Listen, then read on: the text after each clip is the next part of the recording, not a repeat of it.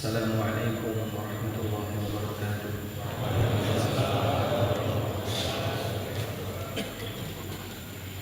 Alhamdulillahi rabbil alamin. Wassalatu wassalamu ala asyrafil mursalin Nabiyyina wa maulana Muhammadin wa ala alihi wa sahbihi ajma'in. Wa ashhadu an la ilaha illallah wahdahu la syarika lah. Wa ashhadu anna Muhammadan abduhu wa rasuluh. Salawatu rabbi wa salamu alaihi wa ala alihi wa ashabihi wa man sara ala nahjihi wa istanna bi sunnatihi ila yaumiddin. Alhamdulillah, puji syukur kita haturkan kehadirat Allah Subhanahu wa taala di waktu subuh yang indah bagi seorang mukmin yang dia mengawali hidupnya dengan ketaatan kepada Allah. Kita berzikir, melaksanakan sholat subuh secara berjamaah, kemudian disambung dengan belajar bersama. Semoga Allah jadikan ini sebagai awal yang baik untuk meraih keberkahan hari-hari kita. Imam membaca 2 surat dalam sholat subuh ini dengan surat yang singkat, dengan harapan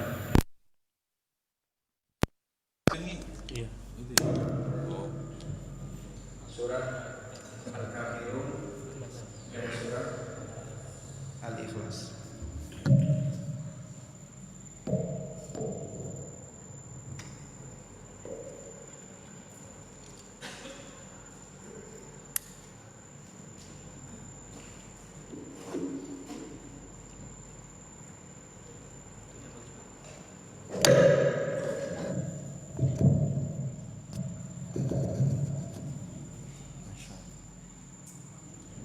Baik.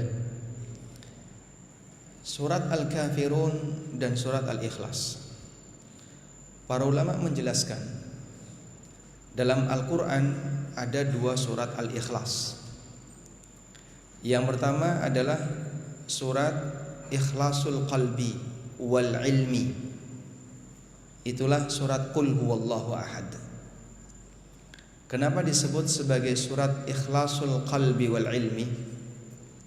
Karena surat ini mengajarkan tentang prinsip mengesahkan Allah dari sisi penanaman ideologi. Saya ulangi, surat Qul Huwallahu Ahad mengajarkan tentang prinsip menanamkan keesaan Allah dari sisi penanaman ideologi dan keyakinan. Sedangkan surat Al-Ikhlas yang kedua adalah surat Qul ya ayyuhal kafirun, yang disebut dengan surat Ikhlasul Amal. Surat Ikhlasul Amal, surat yang mengajarkan tentang bagaimana praktek interaksi antara seorang mukmin dengan non-muslim.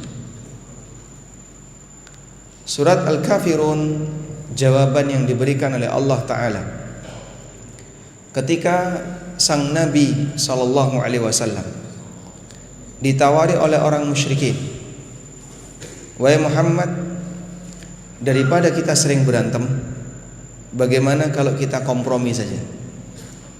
Kompromi apa yang mereka tawarkan? 1 tahun pertama kami akan menyembah Allah, ikut kamu. Tahun berikutnya kamu harus menyembah berhala kami, sehingga kita gantian dalam kegiatan beragama. Nabi SAW terdiam. Kemudian Allah Subhanahu wa taala memberikan firman-Nya, "Qul ya ayyuhal kafirun la a'budu ma ta'budun wala antum 'abiduna ma a'bud." Sampaikanlah, wahai orang-orang kafir. Diawali dengan pernyataan wahai orang-orang kafir. Siapapun non-muslim tidak akan pernah mau dikatakan orang kafir. Tapi di sini Allah Subhanahu wa taala memerintahkan nabinya sallallahu alaihi wasallam untuk memanggil wahai orang-orang kafir. Menunjukkan apa? Panggilan permusuhan. Aku dan kalian gak cocok. La a'budu ma ta'budun, aku tidak akan menyembah apa yang kalian sembah, sampai akhir dari surat. Sehingga Islam mengajarkan bahwa dalam masalah agama tidak boleh dicampur aduk. Maka masing-masing punya agama sendiri-sendiri. Lakum dinukum waliyadin. Kalian punya agama dan aku punya agama. Sehingga kalau agama antara kalian dan aku dicampur dengan cara bergantian, pas Idul Fitri dirayakan bersama, nanti ketika Natal perayaan bersama lagi, ketika hari yang lain perayaan bersama, ini tidak sejalan dengan prinsip yang diajarkan oleh Al-Quran. Al-Quran tidak mengajarkan demikian.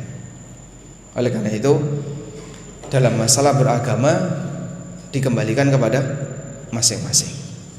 Sehingga Muslim tidak boleh ikut merayakan perayaan non-Muslim, sebagaimana non-Muslim mereka tidak dilibatkan dalam perayaan Muslim. Dalam konteks di negara kita, intinya adalah jangan saling mengganggu. Tapi kalau Muslim dan non-Muslim bercampur untuk merayakan agama yang sama, ini pelanggaran dalam syariat kita. Maka kaum muslimin tidak boleh ikut terlibat bersama non-Muslim dalam perayaan agamanya. Baik, karena itu seharusnya seorang Muslim pandai bersikap dalam masalah ini. Kita tidak mengganggu antar sama pemeluk agama, tapi di saat yang sama kita juga tidak boleh ikut bergabung dalam kegiatan keberagaman dan keagamaan orang lain. Baik. Selanjutnya, di pagi ini kita mau mengangkat tema tentang bagaimana mengubah musibah menjadi anugerah. Bapak Ibu yang dimuliakan Allah, siapapun yang hidup di dunia ini pasti dia pernah mengalami musibah, baik sakit badan maupun sakit hati. Mana yang lebih berat, sakit fisik atau sakit batin? Ya? Yang lebih berat mana Pak? Fisik atau batin? Yang lebih berat batin. Sudah pernah diuji coba? Sering? Masya Allah. Mana yang lebih sakit? Sakit fisik atau sakit batin? Sebagian orang mengatakan sakit fisik lebih sakit Pak Ustadz. Ada yang bilang sakit batin lebih menyakitkan. Tapi apapun itu, manusia diuji oleh Allah, baik sakit badannya maupun sakit hatinya. Sehingga kita diuji oleh Allah lahir batin. Kenapa demikian? Sebab yang namanya hidup di dunia, nikmatnya bercampur dengan musibah. Sebagaimana yang pernah disampaikan oleh Imam Hasan Al-Basri rahimahullah ketika beliau menulis surat untuk Umar bin Abdul Aziz, wa'lam anna ad-dunya daru dha'nin wa laysa bidari iqamatin wa innama unzila adamu ilaiha uqubatan wa inna na'imaha masyubun bil musibah. Sadarilah bahwa dunia ini tempat melintas sementara, tempat tinggal sementara, bukan tempat tinggal selamanya. Dan sesungguhnya Nabi Adam diturunkan di muka bumi dalam rangka menjalani hukuman. Pengaruh dari hukuman itu sampai dirasakan oleh seluruh anak keturunannya, sehingga kita turut merasakannya. Anda sebagai Bani Adam juga turut merasakannya. Bagaimana Pak bentuk merasakan hukuman tadi? Siapapun yang hidup di muka bumi ini pasti dia diuji oleh Allah dengan musibah. Wa inna na'imaha masyubun bil musibah, dan aneka kenikmatan yang ada di dunia bercampur dengan musibah. Maka Allah tidak ridho ketika kenikmatan di dunia ini menyamai kenikmatan surga, sehingga semua yang ada di sekitar kita berpotensi bisa mendatangkan musibah. Hujan itu nikmat nggak Pak? Nikmat. Tapi ketika hujan diturunkan oleh Allah sampai pada debit yang terlalu berlebihan, menimbulkan banjir, menimbulkan tanah longsor, dan seterusnya. Di balik nikmat menyimpan musibah. Demikian pula aneka yang kita nikmati. Makanan misalnya, Bapak lihat di sini Pak. Ini apa ini Pak? Ini serai. Isinya ini yang kelihatan ini serai. Serai atau bawang ini? Serai. Baik. Mungkin bagi mereka yang punya resiko diabetes, ini kok manis ya, sehingga minuman saja yang manis bisa beresiko penyakit. Anda makan nasi beresiko A, beresiko B. Semua kenikmatan tidak lepas dari yang namanya resiko. Seperti itulah kondisi kenikmatan dunia. Allah Subhanahu wa ta'ala jadikan kenikmatan dunia bercampur dengan potensi musibah. Dan kalau kita perhatikan, kenikmatan dunia ini dibatasi oleh Allah dengan aneka batasan. Batasan yang pertama, Allah Subhanahu wa ta'ala jadikan pada diri hamba punya rasa bosan, sehingga walaupun dia senang dengan kenikmatan tertentu, tapi ada batasnya. Dia pasti akan mengalami bosan. Sebagai contoh misalnya, apa makanan yang paling Anda sukai? Apa? Sayur pare. Masya Allah. Pahit tapi suka ya. Kalau ketemu pare rasanya apa? Bahagia, nikmat. Andaikan Bapak diberi sayur pare setiap jam sekali, kira-kira kuat berapa jam? Bosan ya? Ada nggak yang senang durian? Senang durian? Kalau misalnya Bapak dikasih durian setiap 5 menit sekali, 5 menit sepiring durian, 5 menit sepiring durian, kira-kira kuat berapa piring? 2. Itu contoh. Jadi meskipun kita senang dengan makanan tertentu, merasakan kenikmatan makanan tertentu, manusia tidak bisa menikmati selamanya. Hanya dalam waktu tertentu dia sanggup menikmati, setelah itu dia bosan. Allah Subhanahu wa ta'ala berikan batasan bagi hamba untuk tidak bisa menikmati aneka kenikmatan dunia dengan adanya sifat bosan yang melekat pada dirinya. Baik. Yang kedua, Allah batasi kenikmatan dunia itu dengan keberadaan potensi penyakit yang ada pada diri hamba, sehingga orang tidak bisa menikmatinya dengan maksimal. Maka bisa jadi ada orang yang duitnya banyak, dia kaya, tapi dia nggak bisa menikmati aneka kekayaannya. Pak, hati-hati Pak, ini kolesterol, Bapak gulanya tinggi, Bapak asam urat, Bapak ini, Bapak ini. Terus saya hanya boleh apa ini? Air putih saja Pak. Duitnya miliaran tapi dia tidak bisa menikmatinya.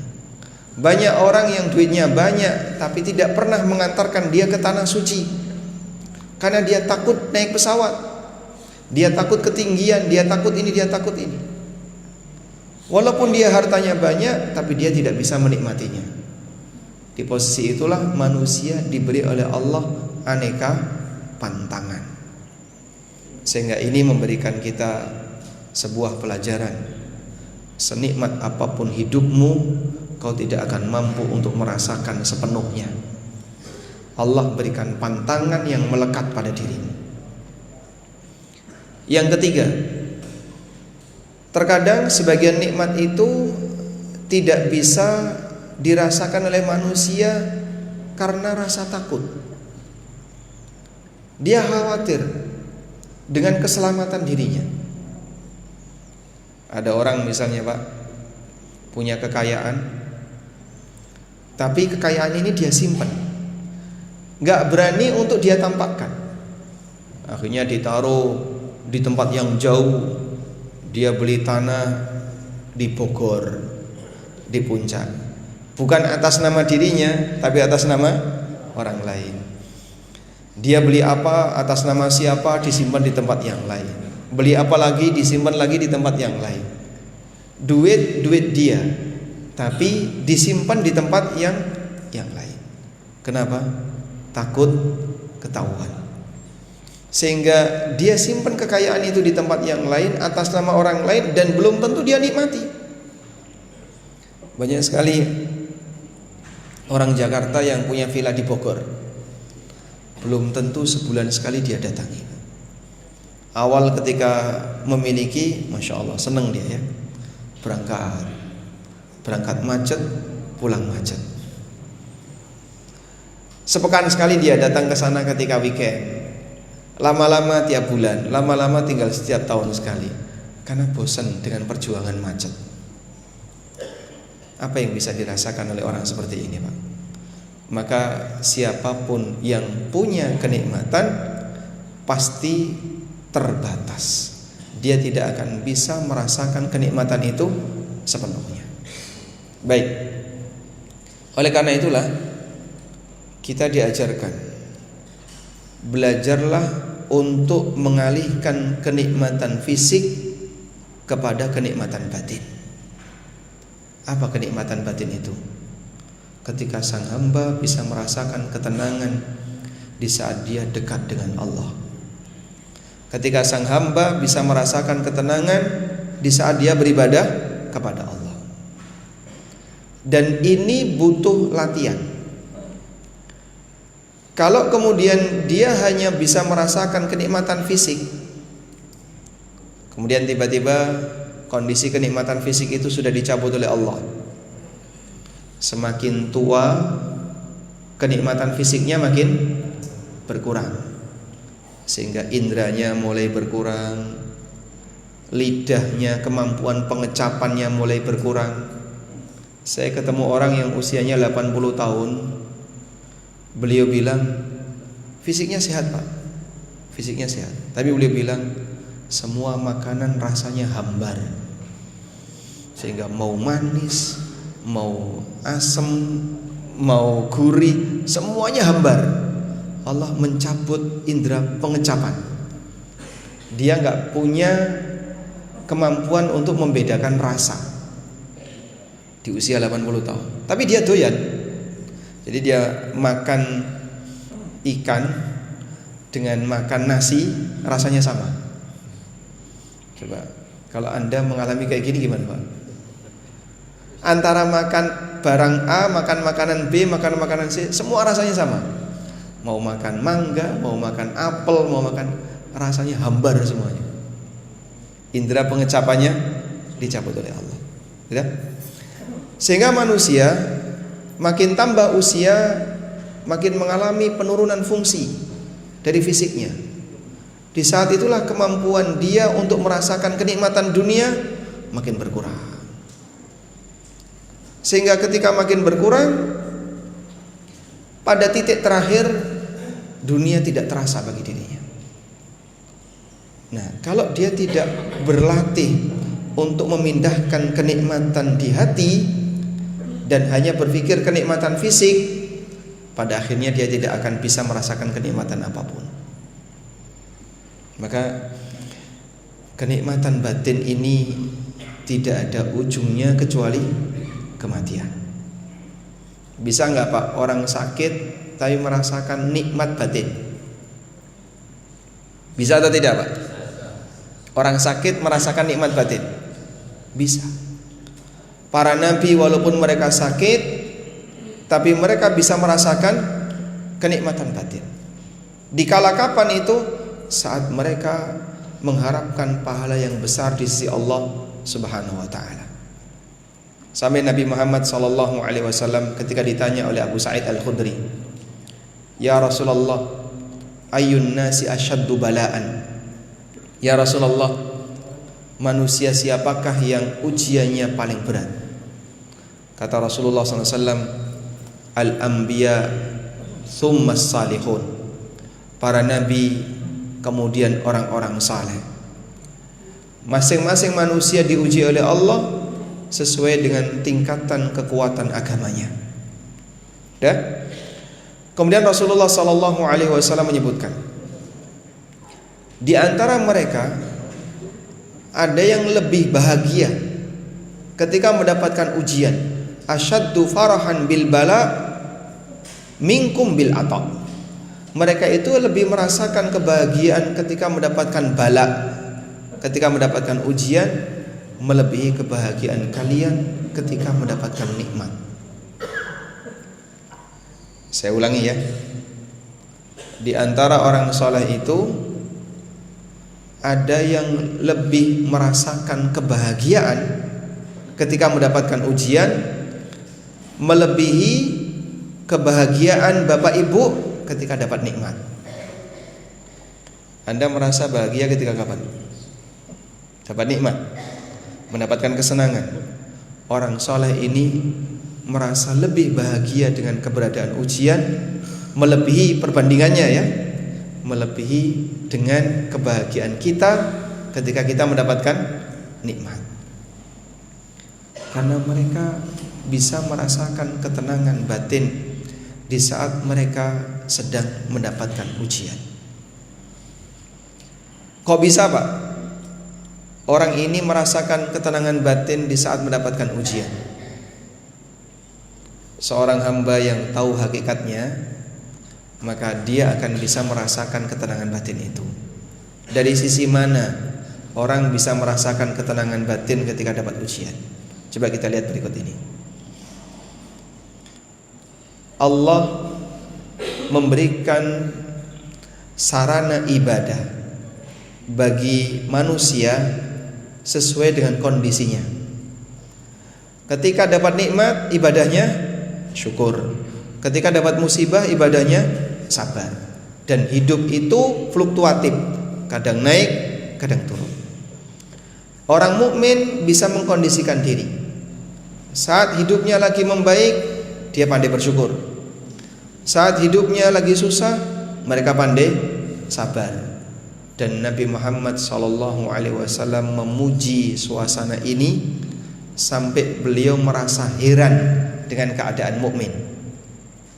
Beliau mengatakan, ajaban li amril mu'min, inna amrahu kullahu khair. Sungguh mengherankan urusan setiap orang yang beriman, semua urusannya baik. Wa laisa dzalika li ahadin illa lil mu'minin, dan itu tidak dimiliki oleh siapapun kecuali oleh orang yang beriman. Fa in asabatu sarra'u syakara, kalau dia sedang mendapatkan nikmat, dia pandai bersyukur, fakana khairan lah, dan itu lebih baik baginya. Wa in asabatu dharra'u sabara, fakana khairan lah, dan ketika dia mendapatkan musibah, dia bisa bersabar, dan itu baik baginya. Jadi mukmin, dia dibawa ke area kehidupan apapun bisa mengkondisikan diri. Saat lagi baik, dia pandai bersyukur. Saat lagi susah, dia pandai sabar. Ini yang membuat Nabi SAW terheran, kok ada manusia yang punya karakter batin seperti ini. Sudah? Selanjutnya, ibadah sabar dengan ibadah syukur, mana yang lebih tinggi tingkatannya, Pak? Yang lebih tinggi tingkatannya yang mana, Pak? Sabar atau syukur? Syukur. Anti mainstream ini jawabannya. Kenapa ibadah syukur lebih tinggi tingkatannya? Karena bertentangan dengan kufur. Bertentangan dengan kufur. Lebih berat mana, sabar sama syukur? Sama beratnya? Baik, begini saja. Anda pilih mana? Jadi orang kaya yang syukur atau miskin yang sabar? Sepakat kaya syukur. Ijma sudah. Dan karena kita takut jadi miskin. Kenyataannya ibadah sabar lebih berat. Karena itu ibadahnya para nabi dominan sabar. Sehingga ulul azmi dipuji karena kesabarannya. Sampai Allah Subhanahu wa taala perintahkan Nabi SAW untuk apa? Bersabar sebagaimana sabarnya ulul azmi. Wasbir kama sabara ulul azmi minar rusul. Bersabarlah kamu sebagaimana sabarnya para rasul di kalangan ulul azmi. Selanjutnya,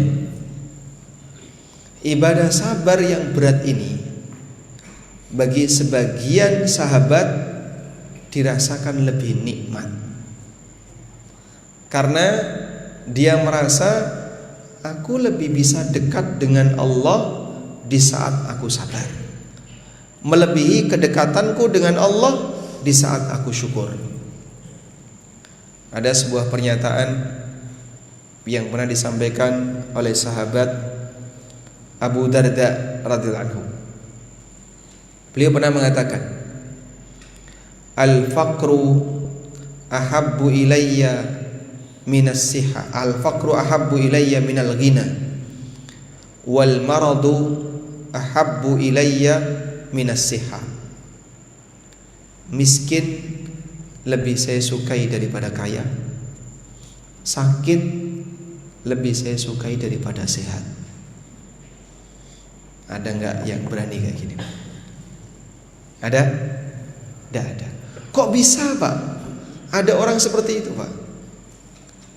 Karena ada orang yang dia bisa lebih merasakan ketenangan dengan ibadah tertentu yang itu tidak dia rasakan di ibadah yang lain. Menurut Abu Darda, saya bisa lebih merasakan ketenangan ketika sabar, melebihi ketenanganku ketika syukur. Saya bisa dekat dengan Allah, saya bisa bermunajat dengan Allah di saat punya masalah. Belum tentu ketika orang dapat nikmat dia bisa merasakan yang sama.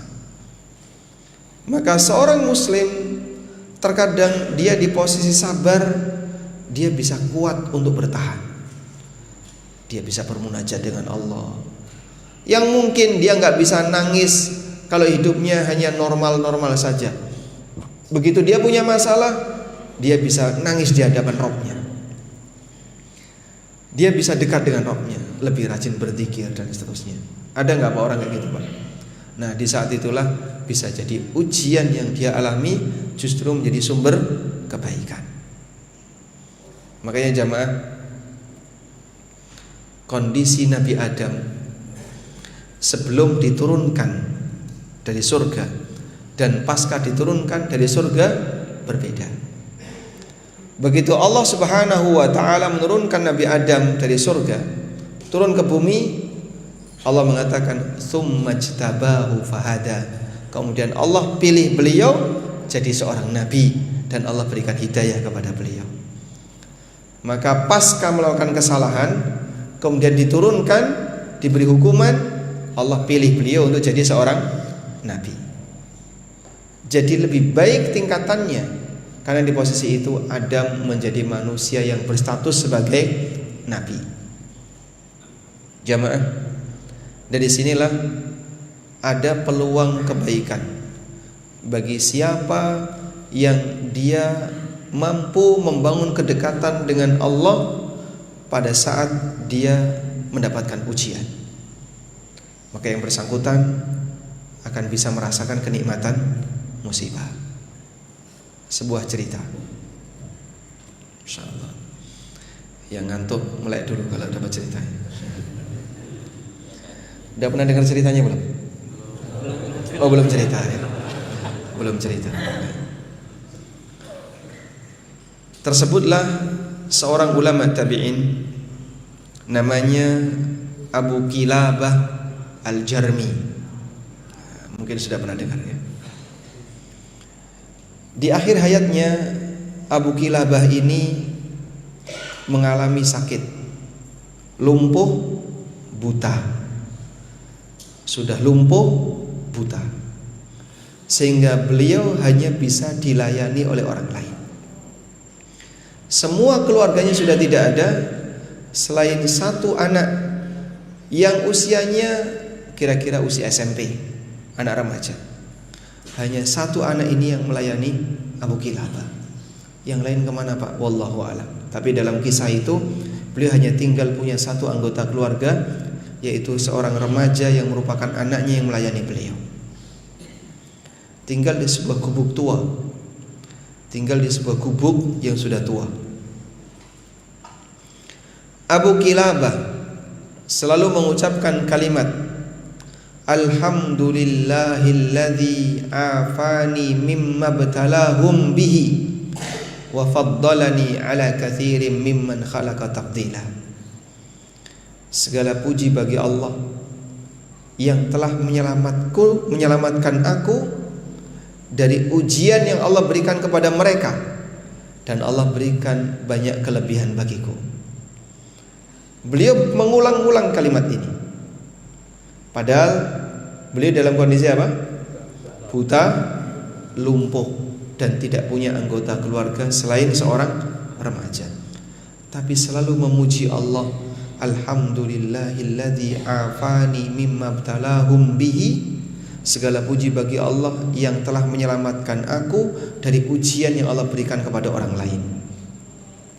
Sampai satu ketika seorang ulama yang bernama Abu Hazim. Siapa? Abu Hazim. Abu Hazim, beliau ini seorang pencari hadis. Lewat di dekat gubuknya Abu Kilabah, mendengar orang membaca kalimat tadi berulang-ulang. Sampai akhirnya Abu Hazim penasaran, siapa yang bersangkutan sehingga selalu memuji Allah dengan kalimat ini. Akhirnya Abu Hazim minta izin untuk masuk. Setelah diizinkan, Abu Hazim kaget. Masya Allah, ternyata ini adalah orang yang lumpuh dalam keadaan buta, tapi selalu memuji Allah, Alhamdulillah, Alhamdulillah, Alhamdulillah. Akhirnya Abu Hazim penasaran. Saya penasaran, kenapa Anda selalu mengucapkan kalimat ini? Padahal kondisi Anda lumpuh, kondisi Anda buta, Anda orang yang miskin, tinggal di rumah gubuk yang sudah tua, tidak ada satupun yang menemani. Kenapa Anda bisa membaca seperti ini? Lalu Abu Kilabah mengatakan, aku minta satu syarat. Aku akan jelaskan kepadamu asal kau penuhi syarat itu. Baik, nanti akan aku penuhi syaratmu. Sekarang saya jelaskan. Aku selalu memuji Allah karena aku masih mengingat apa yang aku miliki. Aku masih punya kekuatan untuk berzikir. Di sana banyak orang yang tidak bisa berzikir. Aku seorang mukmin dan di luar sana ada orang kafir. Aku bisa ibadah dan di sana masih banyak orang yang tidak bisa beribadah. Sehingga aku masih punya nikmat. Maka jamaah, Anda lihat di sini. Ini gelas. Tidak sepenuhnya terisi. Abu Kilabah lebih memikirkan apa yang masih ada, bukan memikirkan apa yang hilang. Maka orang yang sedang mendapatkan musibah, kalau dia masih bisa berpikir apa yang masih tersisa dalam nikmat dirimu, dia bisa bersyukur. Tapi tatkala orang dapat musibah dan dia berpikir apa yang hilang darinya, dia tidak bisa bersyukur. Paham? Baik. Sehingga yang dipikirkan oleh Abu Kilabah adalah nikmat yang masih ada pada dirinya. Walaupun pada posisi itu beliau kehilangan nikmat yang lain. Fokus memikirkan nikmat yang masih ada dan melupakan yang tidak ada. Maka di saat itulah orang bisa bersyukur. Sehingga kita tidak sedang membahas apa yang hilang, tapi lihatlah apa yang masih tertinggal. Baik. Setelah mendapatkan penjelasan ini, Abu Kilabah kemudian minta kepada Abu Hazim, aku tadi sudah menjelaskan, sekarang tolong penuhi syaratku. Apa itu? Carikan anakku, sejak kemarin dia belum pulang. Satu-satunya remaja yang melayani Abu Kilabah sejak kemarin belum pulang. Kemarin dia itu nyari makan, tapi sampai sekarang dia belum pulang. Tolong carikan. Keluarlah Abu Hazim dari gubuk itu. Beliau bingung harus bergerak kemana, karena nggak tahu anak itu dicari di mana. Kemudian beliau berjalan sampai akhirnya beliau menemukan sekerumunan burung bangkai yang berputar-putar. Dan beliau berpikir, burung seperti ini tidak akan berkumpul kecuali di situ ada mayat, ada bangkai.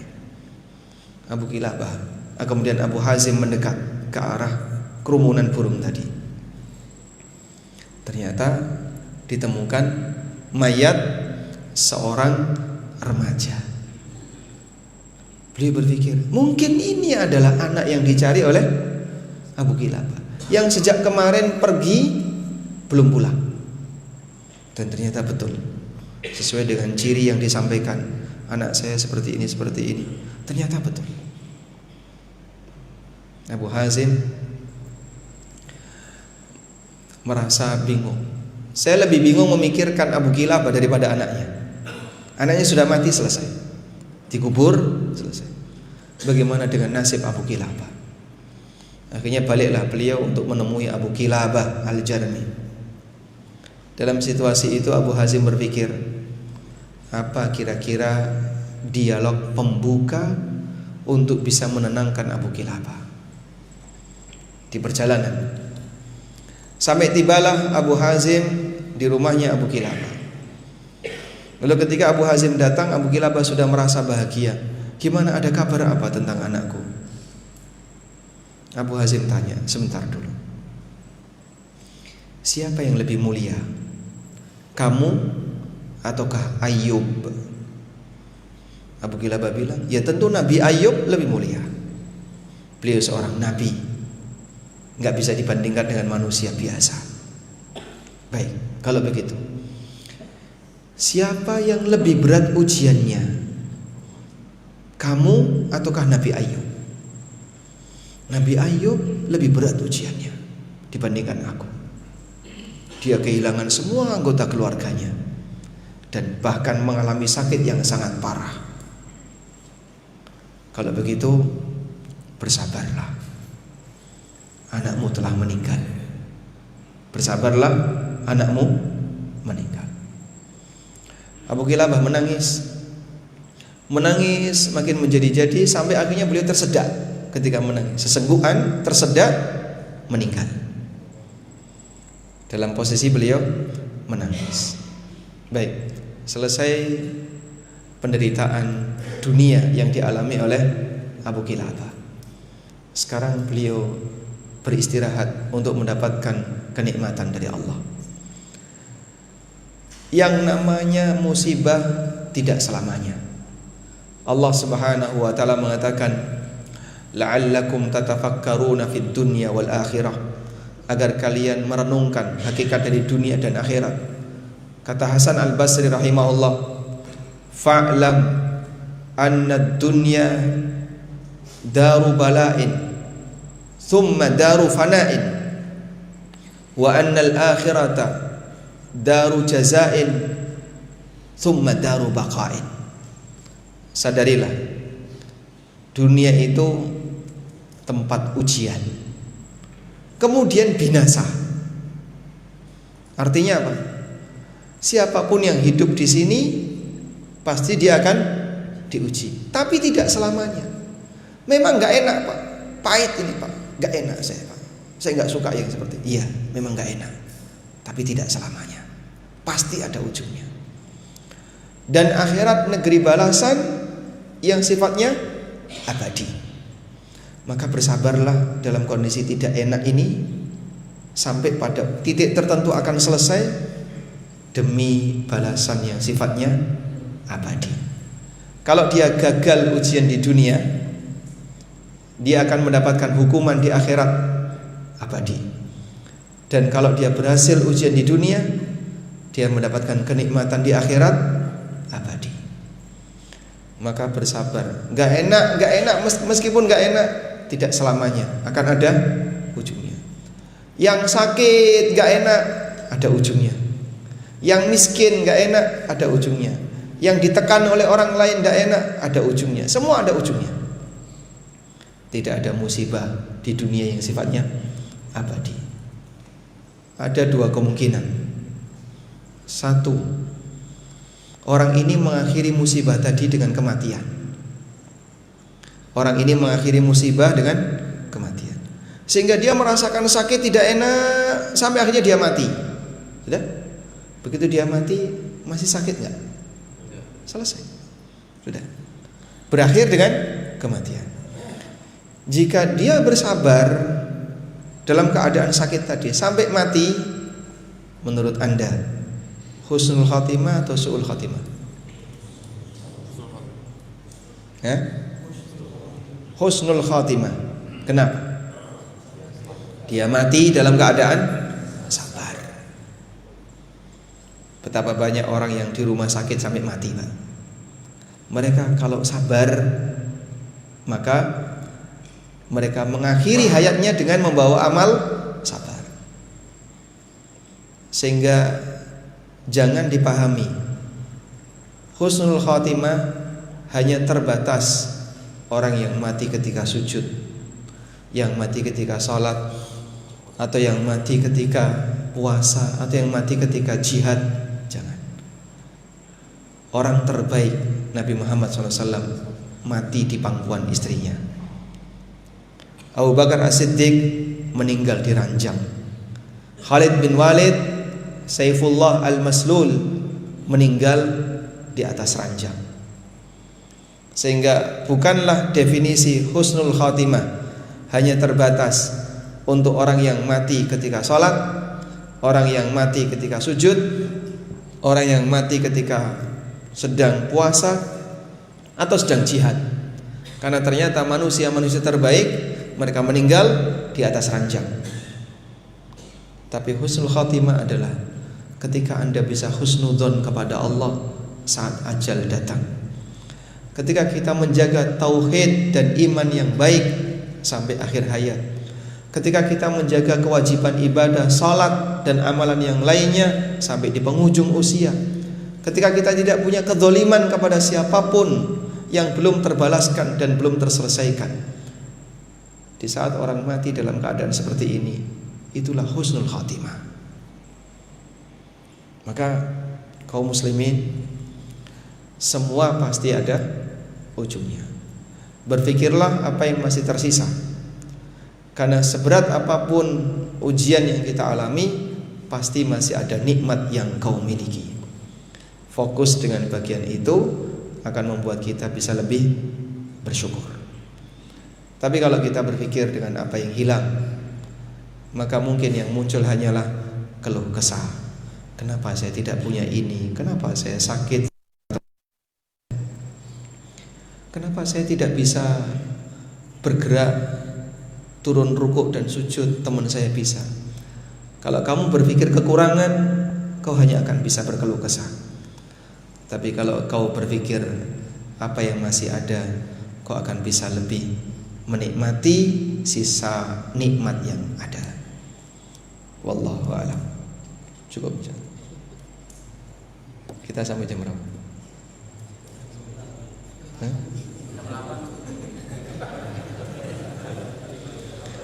Baik.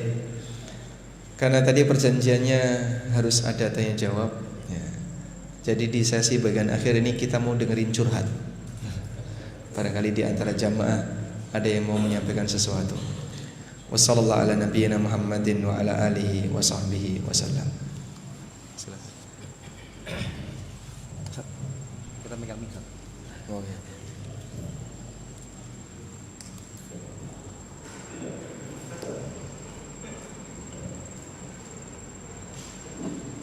Alhamdulillah, jazakallahu khair Ustaz atas pencerahannya. Semoga bisa menjadi ilmu yang bermanfaat buat kita semua dan sebagai catatan amal di sisi Allah Subhanahu wa taala. Selanjutnya Ustaz ada hadiah Ustaz dengan pertanyaan. Mohon izin. Berarti ini berbagi hadiah dulu. Anda akan dikasih nikmat sebelum dikasih ujian. Baik. Di antara jamaah yang pernah opnam di rumah sakit paling lama, berapa lama? 3 minggu opnam. Waktu COVID. Di luar COVID. Ada nggak yang pernah opnam di rumah sakit? Nah, berapa lama? 1 bulan. Insyaallah. Belakang? Oh, banyakan beliau kan. Dia. Pernah opnam 1 bulan. Baik. Di antara jamaah yang mendapatkan ujian, duitnya diutang orang lain paling banyak, berapa? Ratusan ribu, ratusan juta. Ada lagi di atasnya? 900, mendekati 1 M. Lebih tinggi sana? 2, Masya Allah. Dan pemenangnya beliau. Beliau sabar ya.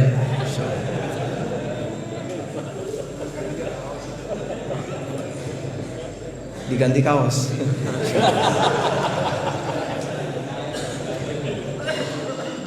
Nikmat kaos yang ada insya Allah. Baik, silakan dibacakan dulu. Assalamualaikum warahmatullahi wabarakatuh. Bagaimana cara membedakan musibah yang kita alami itu ujian atau hukuman atas dosa yang kita lakukan?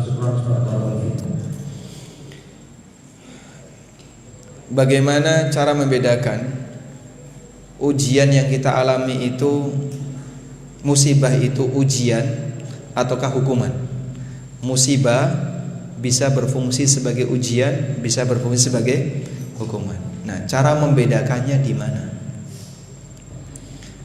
Pertama, bahasanya musibah punya 2 fungsi tadi. Bisa sebagai apa? Ujian, sehingga akan meningkatkan derajat orang yang beriman dan beramal saleh. Maka pahalanya makin bertambah, derajatnya makin tinggi.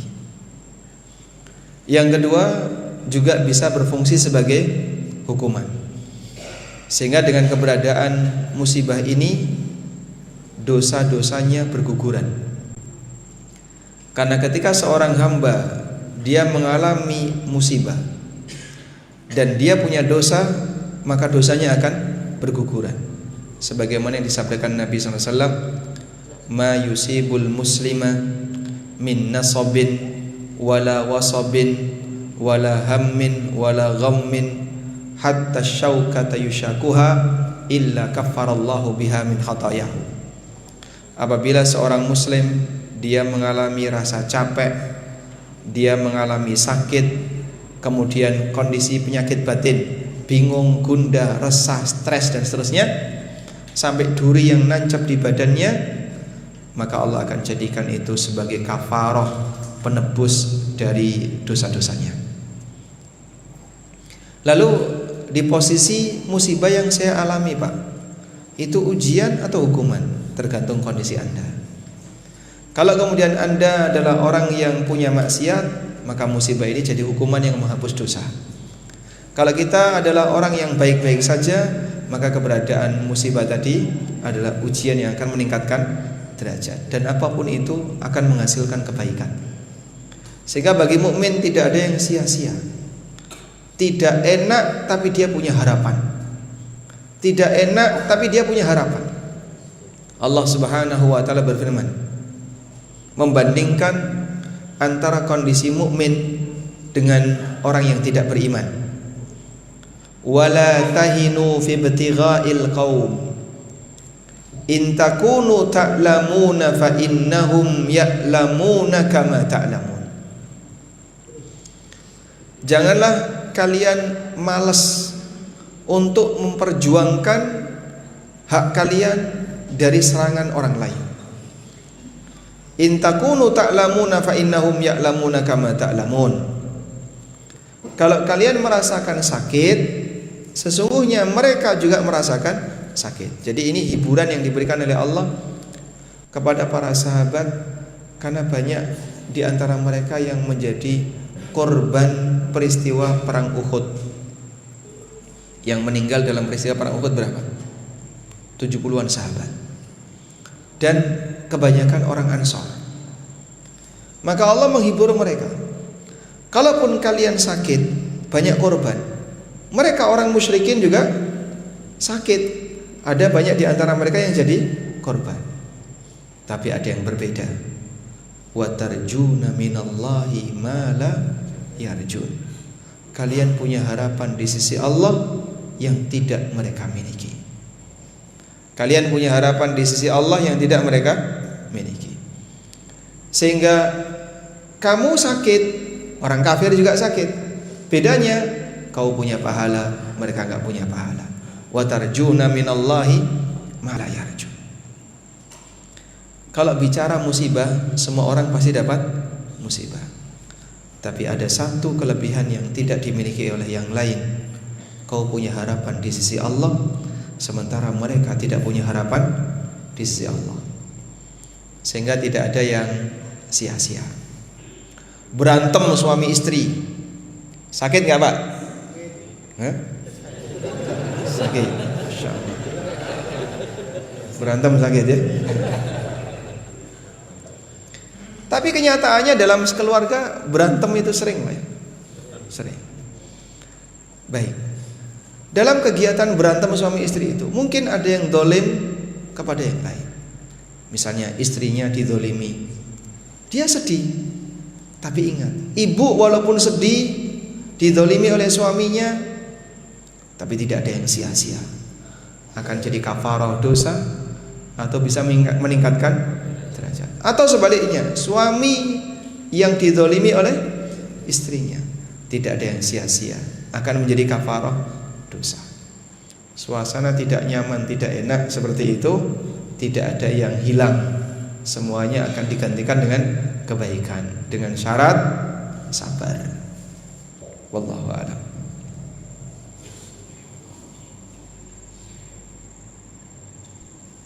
Afwan Ustaz ingin bertanya, apakah Ustaz tidak sayang dengan gelar sarjananya sebagai teknik nuklir?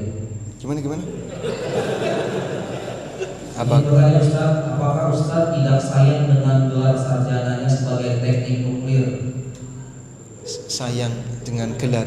Dengan gelar teknik nuklir, Ustaz. Ya. Lebih memilih berdakwah ketimbang menjadi ahli nuklir. Oh. Karena si pertanyaan dia tahu kalau antum punya gelar sarjana teknik nuklir. Terus yang ditanya apanya? Apakah Ustaz tidak sayang dengan gelar sarjana tersebut? Ada saran untuk saya? Gimana? Saya harus ngapain gitu? Baik. Ya ganti yang lain saja. Bingung mau jawab apa ya?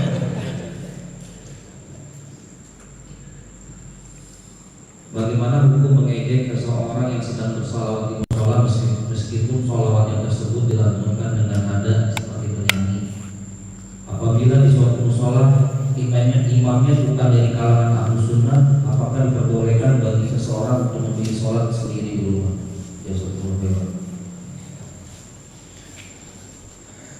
Berdakwah itu bukan dengan cara mengejek ya, dan mempengaruhi orang lain untuk berbuat baik, tidak dengan cara mengejek orang yang sedang maksiat.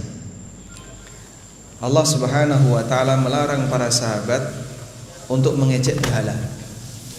Mengejek berhala itu gak boleh, karena nanti mereka balas dengan cara yang lebih buruk. Wala tasubbul ladzina yad'una min dunillah fayasubbullaha adwan bighairi ilm. Janganlah kalian mengejek berhala-berhala yang disembah selain Allah, Karena nanti orang musyrik itu akan balas dengan cara mengejek Allah. Mereka akan mengejek Allah bighairi ilm, tanpa ilmu, tanpa aturan.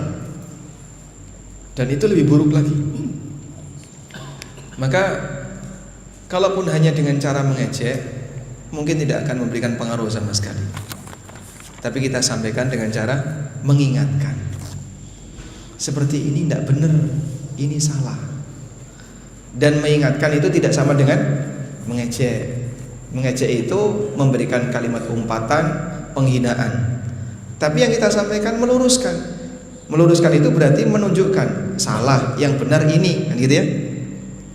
Walaupun mungkin respon dari yang diingatkan, oh kok kamu menghina saya? Oh saya tidak menghina. Saya itu memberitahu kalau perbuatanmu ini salah. Yang benar seperti ini. Baik, terus kasih penjelasan dong. Kenapa itu salah?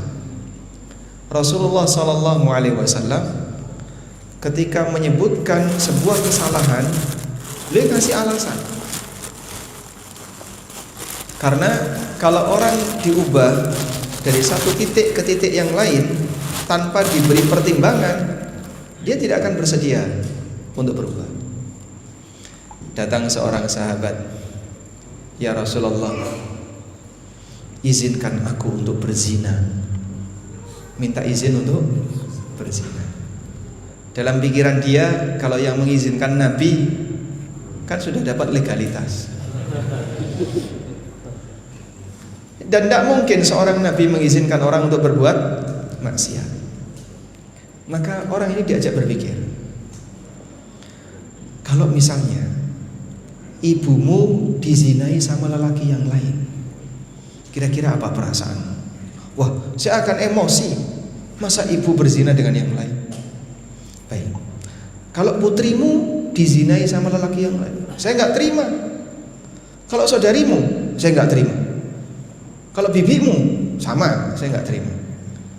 Siapapun wanita yang berzina dengan kamu, dia adalah ibu seseorang, putri seseorang, atau saudari seseorang, atau bibi seseorang. Sehingga kalau kau nggak terima ketika disikapi seperti itu terhadap perempuan yang ada di sekitarmu, apakah kau akan memperlakukan perempuan orang lain dengan cara seperti itu? Dia berpikir. Terus setelah itu, kalau begitu ya Rasulullah, demi Allah aku akan tinggalkan zina selamanya. Sebab zina ketika itu termasuk budaya, Pak. Terutama ketika mereka safar, tidak membersamai istri, sehingga mereka pelampiasannya dengan cara zina pakai budak perempuan. Budaknya orang disewa, dibayar, pakai zina. Baik.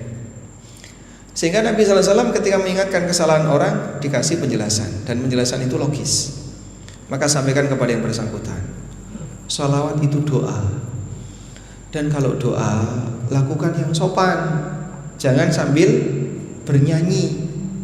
Bernyanyi itu kebiasaan buruk orang musyrikin ketika mereka tawaf di Ka'bah. Wa ma kana salatuhum fil baiti illa muka'an wa tasdiyan. Dan tidak lain salat mereka, ibadah mereka ketika di Ka'bah itu kecuali bersiul dan tepuk tangan. Sehingga mereka ketika beribadah, orang musyrikin itu sambil bernyanyi. Kok ditiru? Ya jangan niru kayak gitu. Muslim punya cara ibadah sendiri. Gimana? Silakan sampaikan sholawat dengan cara sopan, dengan cara yang baik, bukan dengan cara bernyanyi. Nah mungkin dengan pendekatan seperti itu mudah-mudahan bisa diterima. Wallahu a'lam. Kemudian kalau imamnya bukan ahlu sunnah, apakah boleh kita sholat di masjid tersebut atau lebih milih untuk sholat di rumah? Saya tegaskan sholat di masjid, kecuali kalau ada masjid yang lain yang imamnya ahlu sunnah. Jadi begini Pak, ada penjelasan yang disampaikan oleh Dr. Ibrahim Ar-Ruhaili berkaitan dengan bagaimana sikap ahlu sunnah terhadap imam masjid yang bukan ahlu sunnah. Rinciannya, 1, jika ada dua masjid yang berdekatan, yang satu imamnya ahlu sunnah, yang satu bukan ahlu sunnah, misalnya yang satunya khawarij, misalnya. Yang satunya ahlu sunnah, yang satunya khawarij, dia malah cenderung ke imam khawarij, maka berarti orang ini bermasalah, sehingga dia lebih memilih imam khawarij. Paham? Baik. Sehingga seharusnya dia milih imam ahlu sunnah, bukan imam khawarij. Ini kasus pertama. Kasus yang kedua, jika ada sebuah masjid yang imamnya hanya selain ahlu sunnah dan tidak ada imam selain ahlu sunnah, maka dia tidak mau sholat di situ, dia bermasalah. Jika ada sebuah masjid, masjid ini imamnya khawarij semuanya misalnya, contoh yang paling gampang kan khawarij atau mu'tazilah lah, imamnya mu'tazilah, tidak ada selain mu'tazilah. Nah, ketika dia tidak mau sholat di situ, dia bermasalah. Kenapa, Pak? Karena kaum muslimin disyariatkan untuk menjaga persatuan, sehingga apapun imamnya, selama sholatnya sah, silahkan kamu sholat di belakang imam. Ibnu Umar sholat di belakang Hajjaj bin Yusuf As-Saqafi, padahal dia adalah manusia fasik yang hobi membunuh. Demikian pula para sahabat yang lain, termasuk juga para ulama yang tinggal di Baghdad ketika itu dikuasai oleh Mu'tazilah negaranya, dan mereka sholat di belakang raja-raja atau gubernur-gubernur yang pemikirannya Mu'tazilah. Wallahu a'lam.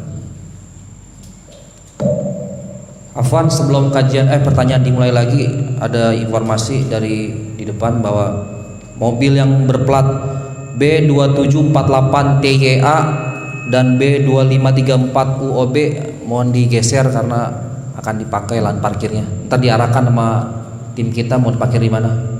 Silakan Bapak Ibu yang memiliki mobil tersebut. Mungkin nggak hafal nomor platnya, jenis mobilnya apa ya? Nggak disebutkan. Oh, nggak disebutkan. Mungkin kalau yang memiliki ingat Sat, disebutin angkanya Sat. Saya ulangi, B2748TYA dan 2534UOB. Bismillah. Ustadz, bagaimana hukum bisnis ayam yang kandangnya pas-pasan sehingga ayamnya ngepres dalam kandang tersebut?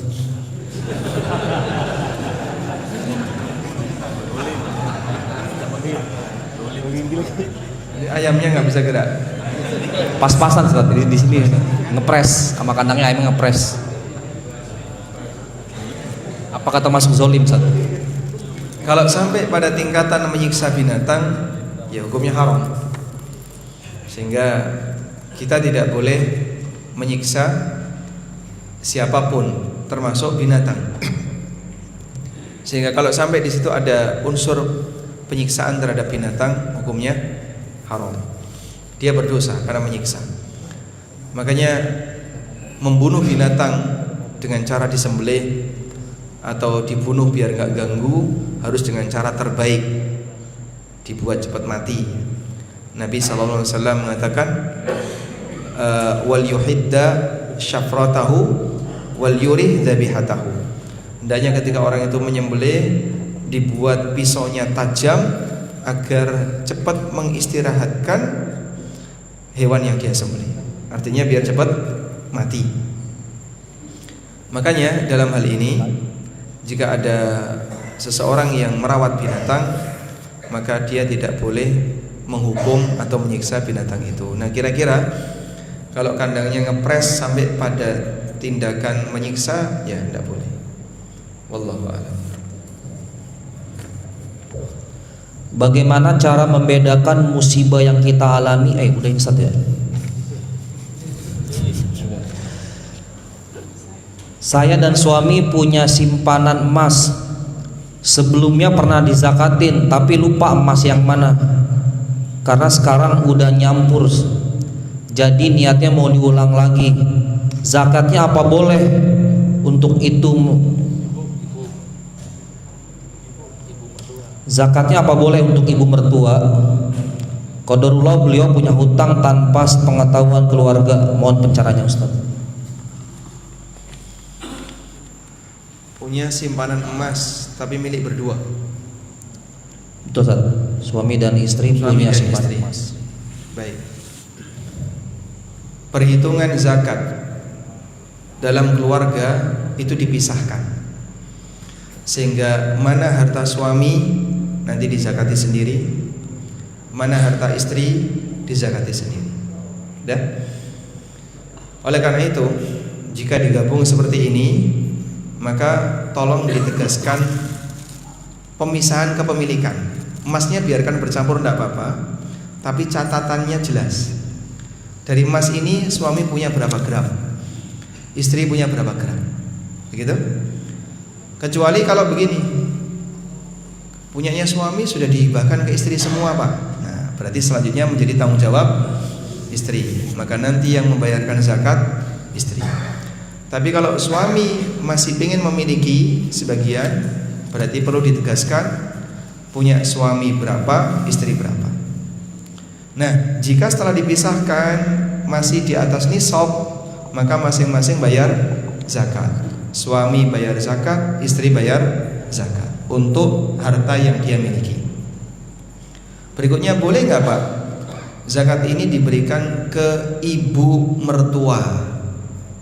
Ibu mertua ini ibu suami atau ibu istri? Ya. Ibu mertua itu ibu suami atau ibu istri atau ibu istri kedua atau ibu istri ketiga. Kalau dari konteks penanya, beliau bertanya kan, ibu mertua berarti ibu mertua penanya, berarti itu ibunya suami. Kita tidak boleh memberi zakat kepada orang yang wajib kita nafkahi. Saya ulang ya, orang tidak boleh bayar zakat kepada yang wajib dinafkahi. Sehingga suami tidak boleh memberi zakat ke ibunya suami, istri tidak boleh bayar zakat ke ibunya istri. Tapi kalau mertua boleh, suami memberi zakat ke ibunya istri, boleh? Boleh, jika dia tidak mampu. Istri ngasih zakat ke ibunya suami, boleh, jika tidak mampu. Termasuk misalnya kasusnya ghorimin, sebagai orang yang punya utang. Paham di sini? Baik. Oleh karena itu, jika yang punya utang tadi adalah ibunya suami, berarti zakatnya dari istri. Itu boleh diberikan kepada ibunya suami. Wallahu a'lam. Ustaz, masih ada 5 hadiah lagi Ustaz. Mohon izin Ustaz dibacakan Ustaz. Masih ada 5 hadiah. Di antara jamaah yang anaknya paling banyak,